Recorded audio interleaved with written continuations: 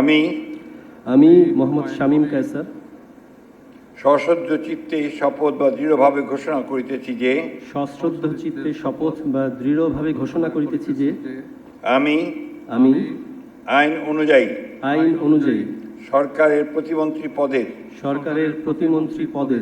কর্তব্য বিশ্বস্ততার সহিত পালন করিব।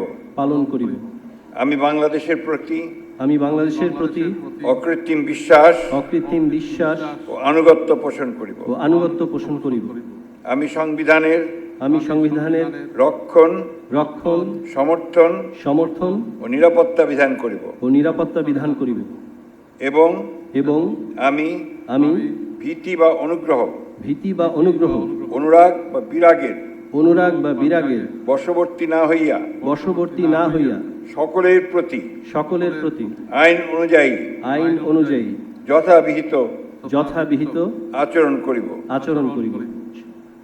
এবার মাননীয় প্রতিমন্ত্রীগণকে গোপনতার শপথ পাঠ পরিচালনা করার জন্য মহামান্য রাষ্ট্রপতিকে বিনীত অনুরোধ জানাচ্ছি।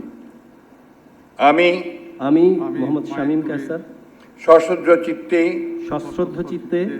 শপথ বা দৃঢ়ভাবে ঘোষণা করিতেছি যে সরকারের প্রতিমন্ত্রী রূপে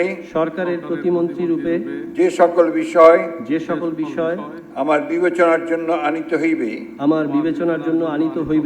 বা যে সকল বিষয় আমি অবগত হইব তাহা প্রতিমন্ত্রী রূপে যথাযথভাবে আমার কর্তব্য পালনের প্রয়োজন ব্যতীত প্রত্যক্ষ বা পরোক্ষভাবে কোনো ব্যক্তিকে জ্ঞাপন করিব না বা কোনো ব্যক্তির নিকট